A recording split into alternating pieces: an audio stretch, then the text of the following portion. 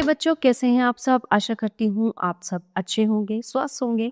स्वागत है आपका इस कक्षा में। आइए आज हम पढ़ते हैं हिंदी व्याकरण का पाठ 1, भाषा और व्याकरण। हमें प्रतिदिन बहुत सी चीजें दिखाई देती हैं। इन चीजों को देखने के बाद हमारे मन में कोई ना कोई विचार आता है। हम इन विचारों को किसी को बताते हैं और वो सुनकर अपने विचार या भाव हमें बताते हैं। जिस साधन के द्वारा हम अपने विचार बताते हैं और दूसरों के विचारों को समझते हैं, उसे भाषा कहते हैं। ठीक है, जैसे तुम्हें खाने में क्या पसंद है? मुझे खाने में शाही पनीर और बटर नान पसंद है। पहले चित्र में 2 लड़कियां खड़ी हैं, लेकिन कुछ बात नहीं कर रही हैं इसमें, अर्थात ये भाषा नहीं है।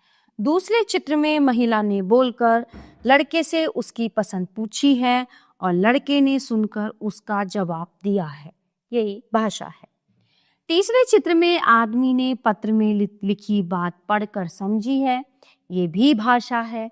तो इस प्रकार हम भाषा की सहायता से अपने विचारों को एक दूसरे तक पहुंचाते हैं तथा समझते और समझाते हैं, है ना। बातों के द्वारा हम किसी से बात करते हैं, ठीक है, किसी से मिलते हैं, बातचीत करते हैं, तो उसमें क्या होता है, हम अपने विचार उन्हें बता रहे हैं, समझा रहे हैं और उनकी बातें हम समझ रहे हैं।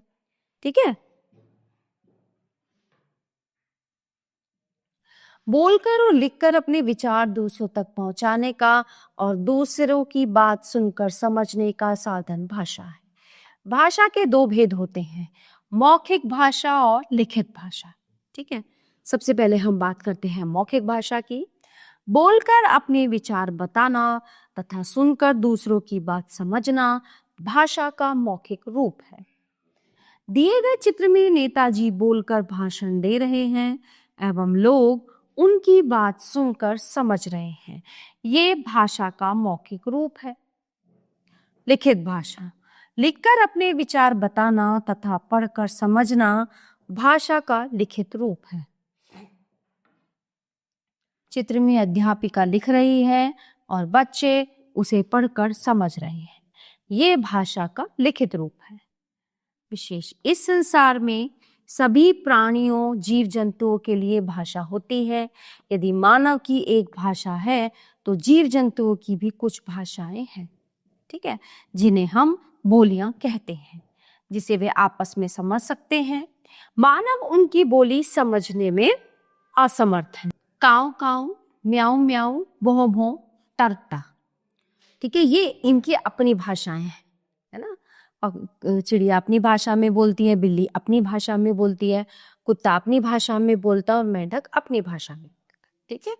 महत्वपूर्ण तथ्य, मन की बातों को दूसरों तक पहुंचाना और दूसरों की बातों को समझना ही भाषा है। भाषा के 2 भेद होते हैं, मौखिक भाषा तथा लिखित भाषा। बोलना व सुनना भाषा का मौखिक रूप है, लिखना व पढ़ना भाषा का लिखित रूप है। तो प्यारे बच्चों, इस पाठ में हमने भाषा के बारे में जाना, तो ये पाठ यहीं पे समाप्त होता है। आशा करती हूँ आपको अच्छे से समझ आया होगा। मिलते हैं अगली कक्षा में। धन्यवाद।